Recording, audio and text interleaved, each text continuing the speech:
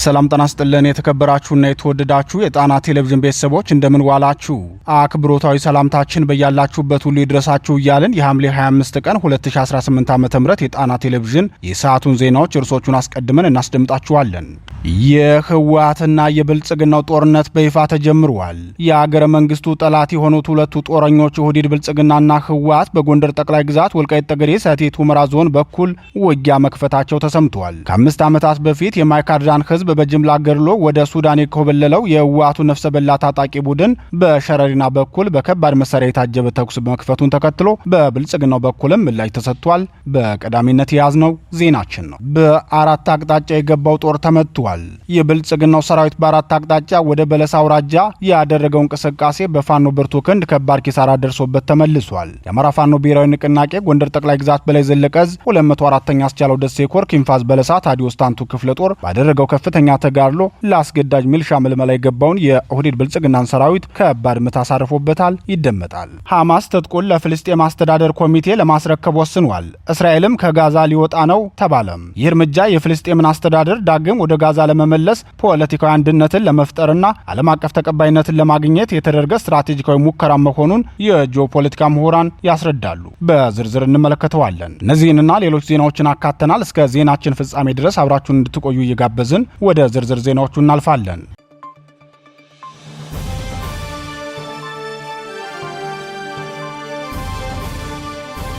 ህወሓት በሁመራ ያደረገው ሙከራና የጠበቀው ምላሽ። የአገረ መንግስቱ ጠላት የሆኑት ሁለቱ ጦረኞች ኦህዴድ ብልጽግናና ህወሓት በጎንደር ጠቅላይ ግዛት ወልቃይት ጠገዴ ሰቲት ሁመራ ዞን በኩል ውጊያ መክፈታቸው ተሰምቷል። ከ5 ዓመታት በፊት የማይካድራን ህዝብ በጅምላ ገድሎ ወደ ሱዳን የኮበለለው የህወሓቱ ነፍሰ በላ ታጣቂ ቡድን በሸረሪና በኩል በከባድ መሳሪያ የታጀበ ተኩስ መክፈቱን ተከትሎ በብልጽግናው በኩልም ምላሽ ተሰጥቷል። በአሜሪካ መንግስት በአሸባሪነት መዝገብ ላይ ስሙ ሊሰፍር በቋፍ ላይ የሚገኘውና ራሱን ቲዲኤፍ ብሎ የሚጠራው የህወሓት ታጣቂ ቡድን በዛሬው ዕለት ትንኮሳ መክፈቱን ተከትሎ ህወሓት የክተት አዋጅ አውጥቷል። ጣና ቴሌቪዥን በተከታታይ የህወሓትን የጦርነት እቅድ ባስተላለፍነው ዘገባችን የ12ኛ ክፍል ማጠቃለያ ተፈታኞች ፈተናቸውን ከጨረሱ በኋላ ጦርነቱን እንደሚጀምር መዘገባችን ይታወሳል። የ12ኛ ክፍል ተማሪዎች ፈተናቸውን ትናንት ማጠናቀቃቸውን ተከትሎም ከፍተኛ ዝግጅት ሲያደርግበት የነበረውን ጦሩን ወደ ወልቃይት ጠገዴ በኩል ውጊያ እንዲከፍት አድርጓል። ይህን ቀጠና የጦርነት አውድማ ለማድረግ ከፍተኛ ፍላጎት ያላቸው ህወሓትና ብልጽግና የሁለቱ ቡድኖች አይቀሬ ጦርነት እንዲካሄድ የፈለጉትም በዚሁ ቀጠና መሆኑን አመላካች ሆኗል። በአሜሪካ ኮንግረስ በተሰናደው የሽብርተኝነት መዝገብ ላይ ስሙ የሰፈረው የህወሓቱ አርሚ 7 የሚባለው ታጣቂ ቡድን ትንኮሳውን የጀመረው ዛሬ ለንጋት አጥቢያ ላይ መሆኑ ይታወቃል። ከዚህ ትንኮሳው ቀደም ብሎም የሱዳን ወታደራዊ ጁንታ ጄኔራል አልቡራንና የህወሓቱ ሊቀመንበር ደብረጽዮን ተገናኝተው መምከራቸው የሚታወስ ሲሆን በሱዳኑ የእርስ በርስ ጦርነትም የህወሓት ታጣቂ ቡድን ለአልቡራን ጦር በቅጥረኝነት ተመድቦ ሲዋጋ መክረሙ የሚታወስ ነው። ሆኖም የህወሓቱ አርሚ 7 የተባለው ታጣቂ ቡድን የከፈተውን ጦርነት ተከትሎ በተወሰደበት ፈጣን ያጸፋ ምላሽ ከፍተኛ ኪሳራ እንደደረሰበት የተሰማ ሲሆን ይህን ተከትሎም ህወሓት ጂኖሳይደሩ አብይ በሸረሪና በኩል ጦርነት ከፈተብኝ ሲል ክስ አቅርቧል። ህወሓት የጦርነት አጋሩን ብልጽግናውን በከሰሰበት መግለጫው ለጦርነት ሲዘጋጅ የከረመው ጂኖሳይደሩ አብይ በምዕራብ ትግራይ ሸረሪና አቅጣጫ ግልጽ ጦርነት ከፍቶብኛል በማለት ነው። በዚህ ጉዳይ አስተያየታቸውን የሰጡ የፖለቲካ ተንታኞች በበኩላቸው ጦርነቱን የጀመረው ህወሓት መሆኑንና ምዕራብ ትግራይም የሚባለው የትግራይ ክልል ግዛትም ከሱዳኑ ሸረሪና ጋር ግንኙነት የለውም። የትግራይ ክልል በምዕራብ በኩል የሚያዋስነው ተከዜ ወንዝን እንጂ ሱዳንን አይደለም። ሸረሪናን የሚዋሰነው የአማራ ክልል ጎንደር ጠቅላይ ግዛት ወልቃይት ጠገዴ ሰቲት ሁመራ ዞን ነው ሲሉ ይናገራሉ። ህወሓት በአማራ ርስቶች ላይ ወረራ ለመፈጸም ጦርነት መክፈቱን ተከትሎ የህወሓት አክቲቪስቶችና ደጋፊ ሚዲያዎች አስቀድመው የጦርነቱን መጀመር በደስታ ሲገልጹ ተስተውለዋል። ይህም ራሳቸውን ለትዝብት ብቻ ሳይሆን የአማራን ህዝብ ለተራዘመ ጦርነት የሚዳርገውን ጦርነት በመደገፋቸውም በህዝብ ላይ በተለይም ጦርነቱ በተከፈተበት የጎንደር ህዝብ ላይ ትልቅ ክህደት መፈጸማቸውን የአካባቢው ተወላጆች ለጣና ቴሌቪዥን ተናግረዋል። ህወሓትና ብልጽግና ልዩነታቸው የስልጣን ጉዳይ ብቻ መሆኑን የሚናገሩት አስተያየት ሰጪዎች ሁለቱም ጦረኛ ቡድኖች የዓላማም ሆነ የፍላጎት ልዩነት የላቸውም። ሁለቱም ወደ ጦርነት የገቡት ለስልጣናቸው በመጓጓት ሲሆን ለጦርነት ማካሄጃ የመረጡት ደግሞ የአማራን ህዝብና ግዛት ነው። ይህን ያደረጉበት ምክንያት ደግሞ በአማራ ህዝብ ላይ ስቃይ ለማብዛት መሆኑ እየታወቀ ህወሓት የከፈተውን ትንኮሳ በታላቅ ደስታ የሚገልጹ ሰዎች የጎንደር አማራን ህዝብ በአደባባይ ክህደት ፈጽመውበታል ብለዋል። ብልጽግናውም ሆነ ህወሓት በወልቃይት ጉዳይ ያላቸው አቋም የበላይ የበላይነታቸውን ማሳያ ቀጠና አድርገው እንደወሰዱት የሚናገሩት አስተያየት ሰጪዎች በዛሬው ውጊያ ብልጽግናው የውጊያ የበላይነቱን ቢወስድም ህወሓትም በተከታታይ የተጠናከሩ ውጊያዎችን ሊያካሄድ እንደሚችል ጠቁመዋል። ጣና ቴሌቪዥንም በዚህ ጉዳይ ተከታታይ ዘገባዎችን የምናቀርብ መሆናችንን በዚሁ አጋጣሚ መጠቆም እንወዳለን።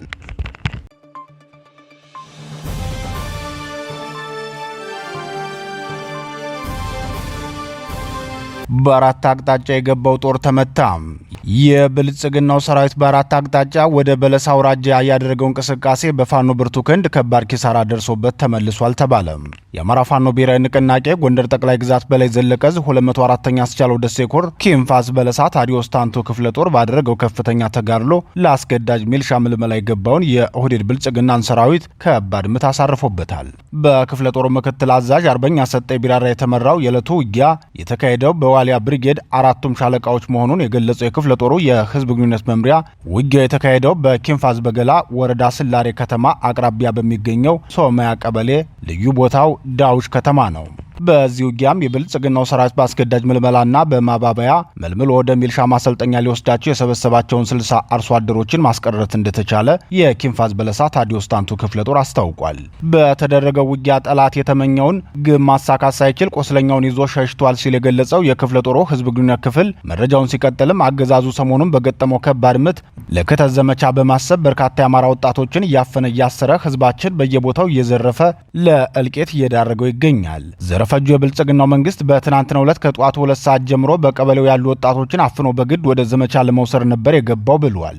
ለዚህ ዓላማ ወደ ቀጠናው የገባውን ሰራዊት ፋኖ የከፈተበትን ውጊያ አስመልክቶ የክፍለ ጦሩ ህዝብ ግንኙነት ክፍል ሲቀጥልም ለእኩይ ዓላማው የመጣውን የፖሊስና የሚልሻ ኃይል ከጧቱ 2 ሰዓት እስከ 8 ሰዓት ከ45 ድረስ ከባድና እላስጨራሽ ውጊያ በማድረግ ጠላት ያሰበውን ሳያሳካ ቁስለኛውን ይዞ ወደ ነበረበት እንዲመለስ አድርገነዋል ሲል አስታውቋል።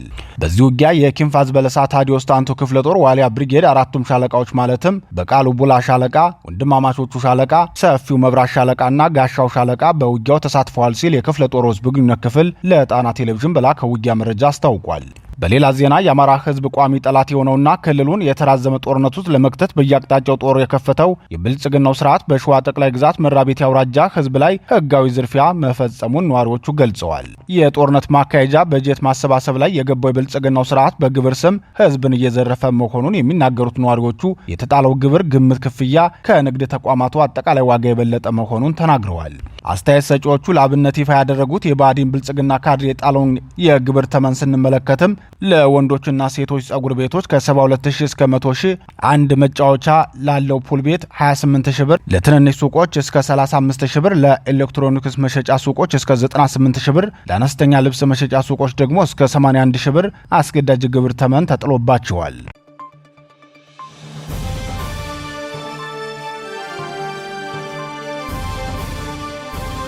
የብልጽግናው ኮማንዶ ሰራዊት በፋኖ እርምጃ ተወሰደበት። በአማራ ህዝብ ላይ የዘር ማጥፋት ጦርነት የከፈተው የኦህዴድ ብልጽግና ስርዓት በሸዋ ጠቅላይ ግዛት የሰማራው ነፍሰ በላ ሰራዊቱ በይፋት አውራጃ ከፍተኛ ኪሳራ ደርሶበታል። ቀወት ላይ በተካሄደው ውጊያ የብልጽግናው ኮማንዶ ሰራዊት በፋኖ ተመትቶ በርካታ ኃይሉ ሙትና ቆስለኛ መሆኑን የአማራ ፋኖ ብሔራዊ ንቅናቄ ሸዋ ጠቅላይ ግዛት አሳምነው ዕዝ የሚዲያና ኮሚኒኬሽን መምሪያ አስታውቋል። የዕለቱን ውጊያ አስመልክቶ የዙ ሚዲያና ኮሚኒኬሽን መምሪያ ባደረሰን መረጃ እንደገለጸው የብልጽግናው ሰራዊት ወደ ቀወት ወረዳ የተንቀሳቀሰው ለአስገዳጅ የሚልሻ ምልመላና ለዝርፊያ እንደነበር ተናግሯል።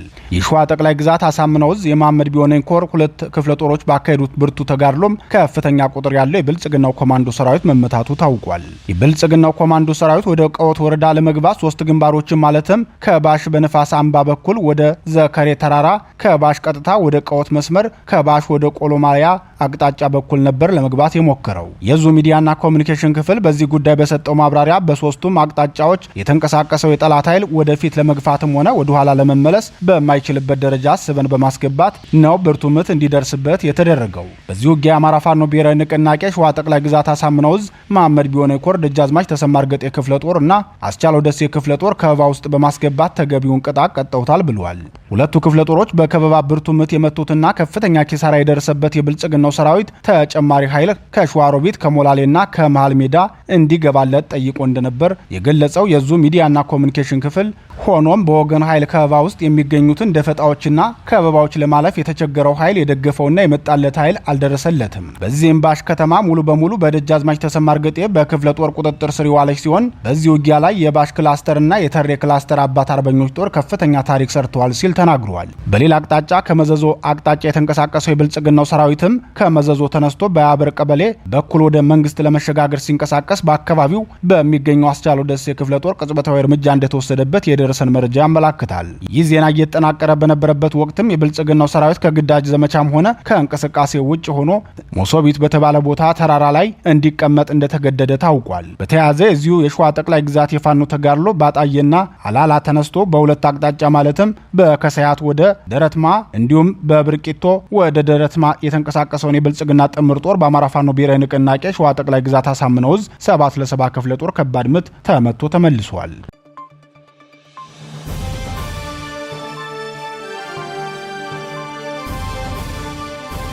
የብልጽግናን ወንበር ለማጽናት የሆዴድን ጥቅም ለማስከበር ከላይ ከታች የሚለው ምክክር ኮሚሽኑ ፈተና ገጥሞታል ተባለ። ምክክር ኮሚሽኑ በእሳትና በጭድ መካከል ቆሟል። የሚፈጥረው አንዳች ስህተት ለሀገሪቱ መጻኢ ዕድል አደጋ ነው። የኮሚሽኑ አካሄድም ትክክል አይደለም። ኮሚሽኑ መጀመር ከነበረበት ሳይሆን መጨረስ ከነበረበት ላይ ጀምሯል ተብሏል። በኢትዮጵያ ላለፉት 3 ዓመታት ሲካሄድ የቆየው ሀገራዊ ምክክር ሂደት አሁን ላይ ሀገሪቱን ክፉኛ ወደሚያወዛግቡ የፖለቲካ ጥያቄዎች መግባቱን ተከትለው ታዋቂው የኢኮኖሚና ፖለቲካ ተንታኝ አቶ ክቡር ገና የሂደቱን መነሻ ሐሳብ አጥብቀው ተችተዋል። አቶ ክቡር ባወጡት ሰፊ ጽሑፍ እንዳስነበቡት ጉባኤው መጀመር የነበረበት ኢትዮጵያውያን በጋራ መገንባት የሚፈልጉትን የወደፊት ዕጣ ፈንታ ምንድነው በሚለው ገንቢ ጥያቄ ሆኖ ሳለ ሂደቱ ግን ኢትዮጵያውያን የሚከፋፍላቸው ምንድነው በሚለው የተሳሳተ መነሻ ጥያቄ መጀመሩን አስምረውበታል። የምክክር ኮሚሽኑ በአሁኑ ወቅት የሀገሪቱን ሰንደቅ ዓላማ፣ ብሔራዊ ምልክቶች፣ የወደፊቱን ሕገ መንግሥት ቅርጽ፣ የፓርላማ ወይስ ፕሬዝዳንታዊ ስርዓት ምርጫ፣ የአዲስ አበባ አስተዳደር ባለቤትነት እንዲሁም የፌዴራሊዝም፣ የማንነት፣ የታሪክና የስልጣን ጉዳዮች ወደ ጠረጴዛ አምጥቷል። እነዚህ ጥያቄዎች እጅግ አስፈላጊ ቢሆንም ኢትዮጵያውያን በከፍተኛ ደረጃ የማይግባቡባቸው ጉዳዮች መሆናቸው አቶ ክቡር ያስረዳሉ። የፖለቲካ ፍልስፍና እንደሚያሳየው ሀገራት በሕገ መንግሥት ወይም በሰንደቅ ዓላማ ብቻ በአንድነት ሊቆሙ አይችሉም። ይልቁንም ሕዝቦች ልዩነታቸው እንደጠበቀ ሆኖ የጋራ መጻኢ ጊዜ ለመምረጥ ሲወስኑ ብቻ ነው ሀገራት ሊቀጥሉ የሚችሉት። ይህ ምርጫ ደግሞ ከሕገ መንግሥቱ ቀረጻ በፊት ሊመጣ የሚገባው እንጂ በኋላ የሚመጣ ለመሆኑን የሚሞግቱት ተንታኙም የምክክር ሂደቱ ግን ይህንን ተፈጥሯዊ ቅደም ተከተል የገለበጠ ይመስላል ብለዋል። የምክክር ሂደቱ ዋነኛ ሀገራዊ ቅራኔዎችን በመለየትና ተወካዮችን በማሰባሰብ መግባባት ላይ መድረስ ይቻላል የሚል ፍልስፍና የተከተለ ይመስላል። ነገር ግን ታሪክ እንደሚያሳየው ሰዎች ከጥል ቅራኔዎች በመነሳት አንድነት ሲያገኙ አይታይም። ይልቁንም የየራሳቸው አቋም በበለጠ ሁኔታ መከላከልን ነው የሚማሩት። በታሪክ አተረጓጎም ክርክር የሚጀምረው ውይይት በተሻለ የተብራራ የታሪክ ልዩነት በማስገኘት ያበቃል። ተሳታፊዎች ይበልጥ ተማምነው ሳይሆን እርስ በርስ በተሻለ ሁኔታ ተረድተው ብቻ ሊወጡ ይችላሉ። አቶ ክቡር እንደሚሉት ደግሞ መደማመጥ ማለት ሀገር መገንባት ማለት አይደለም ብለዋል። የምክክር ሂደቱ የመጀመሪያው ምዕራፍ የህዝብን ብሶት ከመሰብሰብ ይልቅ የህዝብን ምኞት ማሰባሰብ ነበረበት። እያንዳንዱ ኢትዮጵያዊ ኢትዮጵያ እንደ ሀገር ለምን መቀጠል እንዳለባት ለየብቻ ሊገነባ የማይቻል ነገር ግን በጋራ ሊገነባ የሚችል የወደፊት ጊዜ ምን እንደሆነም እንዲሁም ለዚህ የጋራ ዕጣ ፈንታ ለመጠየቅ ሳይሆን ለመስዋዕት ዝግጁ የሆነው ምን እንደሆነ ቢጠይቅ ኑሮ አቅጣጫው በተቀየረ በነበር። እነዚህ ጥያቄዎች ቢነሱ ኑሮ ውይይቱ ከባለቤትነት ይልቅ ወደ ዓላማ፣ ከመብት ይልቅ ወደ ኃላፊነት እንዲሁም ከትናንት ይልቅ ወደ ነገ በተሸጋገረ በነበር ብለዋል። የሂደቱ ተአማኒነት አደጋ ላይ የሚጥለው ሌላው ትልቁ ፈተናም መሳተፍ የነበረባቸው ወሳኝ አካላት በጉባኤው ውስጥ አለመኖራቸው ነው። ታዋቂ የተቃዋሚ ፖለቲካ መሪዎች በእስር ላይ ይገኛሉ። አንዳንዶቹ በስደት ላይ ናቸው። ሌሎቹ ደግሞ በትጥቅ ትግል ውስጥ ተሳትፈዋል። ለኢትዮጵያ የተለያየ ራዕይ ያላቸው በርካታ ተጽዕኖ ፈጣሪ ምሁራንና የፖለቲካ ተዋናዮች ሂደቱን እንደራሳቸው አድርገው አይመለከቱትም። ሰላም ብዙ ጊዜ የሚደራደረው አስቀድመው በሚግባቡ ሰዎች መካከል ሳይሆን በመካከላቸው ጥልቅ ያለመተማመን ባለባቸው አካላት መካከል በመሆኑ ወሳኝ ድምፅ ያላቸው አካላት ሁሉ በውጭ ከመቅረት ይልቅ በአዳራሽ ውስጥ መገኘት እጅግ አስፈላጊ መሆኑን በጽሑፉ አትተዋል። ታሪክ የሚያስታውሰው ስንት ውይይቶች እንደተካሄዱ፣ ስንት አጀንዳዎች እንደተሰበሰቡ ወይም ስንት ሪፖርቶች እንደወጡ አይደለም። አቶ ክቡር ገና በመደምደሚያቸው እንዳሰፈሩት ታሪክ የሚዘክረው ምክክሩ የኢትዮጵያ የጋራ ብሔራዊ ማንነትን አጠናክሯል ወይስ በቀላሉ የኢትዮጵያን አለመግባባት በተሻለ ሁኔታ አባብሶታል የሚለው ብቻ ነው። ተሳታፊዎች ከጉባኤው ሲወጡ አሁን በጋራ ምን አይነት የወደፊት ጊዜ መገንባት እንችላለን ብለው ከጠየቁ ሀገርን የመገንባት እጅግ ወሳኝ ስራ ተጀምሯል ማለት ነው። ይህ ደግሞ የምክክር ጉባኤው ሊጀመርበት ይገባ የነበረ ትክክለኛ የመጀመሪያ ጥያቄ መሆን ነበረበት ሲሉ አቶ ክቡር ገና ጽሑፋቸውን ያጠናቅቃሉ።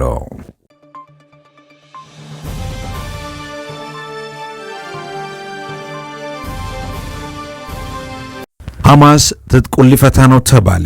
የመካከለኛው ምስራቅ የጂኦፖለቲካ ውጥረት ከጋዛ ጦርነት እስከ ኢራን የነዳጅ ተቋማት ውድመት ድረስ ትኩረትን ስቧል። የመካከለኛው ምስራቅ ቀጠና ከምንጊዜውም በላይ በከፍተኛ የጂኦፖለቲካ ውጥረትና የተወሳሰበ የኃይል ሚዛን ሽኩቻ ውስጥ ይገኛል። በጋዛው ጦርነት ዙሪያ የሚታየው ፖለቲካዊ መጓተትና በአሜሪካ እንዲሁም በእስራኤል በኩል በኢራን ላይ የተሸረበው ያለው ቀጥተኛ የጥቃት እቅድ ቀጠናውን ወደማይቀለበስ አጠቃላይ ጦርነት ሊያስገባው እንደሚችል ዓለም አቀፍ የፖለቲካ ተንታኞች በማስጠንቀቅ ላይ ይገኛሉ።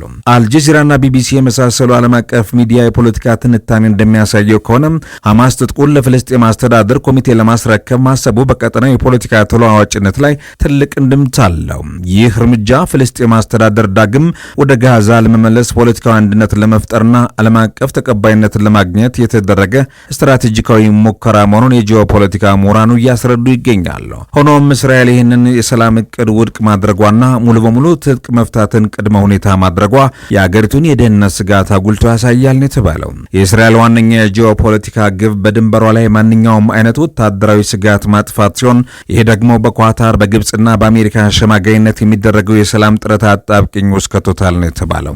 የቀጠናው ውጥረት ሌላኛውና እጅግ አደገኛ ገጽታ ደግሞ በኢራን ላይ ያነጣጠሩ የጥቃት ዝግጅት ነው። ቢቢሲ ኒውስ እና ሮይተርስ የውስጥ መረጃ ምንጮቻቸውን ጠቅሰው እንደዘገቡት ከሆነ አሜሪካና እስራኤል በኢራን ቁልፍ የኃይልና የነዳጅ ማመንጫ ተቋማት ላይ ከባድ የአየር ድብደባ ለማድረግ ማቀዳቸውን የቀጠናው የውክልና ጦርነት ወደ ቀጥተኛ ግጭት ያሸጋግረዋል ተብሏል። ከመካከለኛው ምስራቅ የጂኦፖለቲካ ኢኮኖሚ አንጻር የኢራን የነዳጅ ተቋማት መመታት ዓለም አቀፍ የነዳጅ አቅርቦትን በማስተጓጎል የዋጋ ንረትና ኢኮኖሚ ቀውስ ሊፈጥር ይችላል የሚሉም ከፍተኛ ስጋቶች እየተስተዋሉ ይገኛሉ።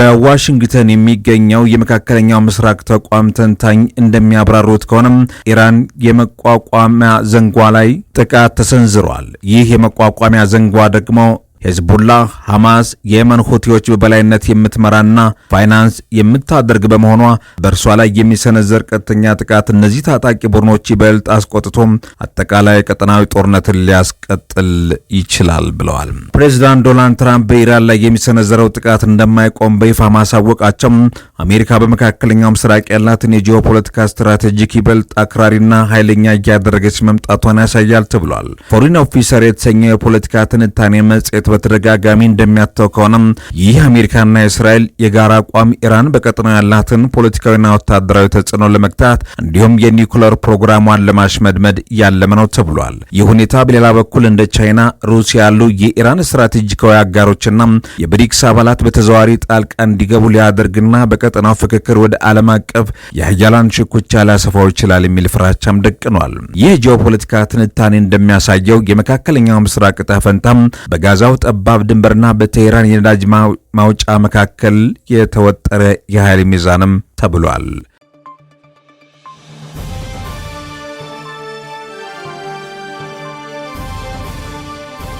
ክቡራትና ክቡራን የጣና ቴሌቪዥን አድማጭ ተመልካቾቻችን የሰዓቱ ዜናችን የተከታተላችሁትን ይመስል ነበር። ምርጫችሁ አድርጋችሁ ስለምትከታተሉን ከልብ እናመሰግናለን። ተሰናበትናችሁ። ጤና ይስጥልን።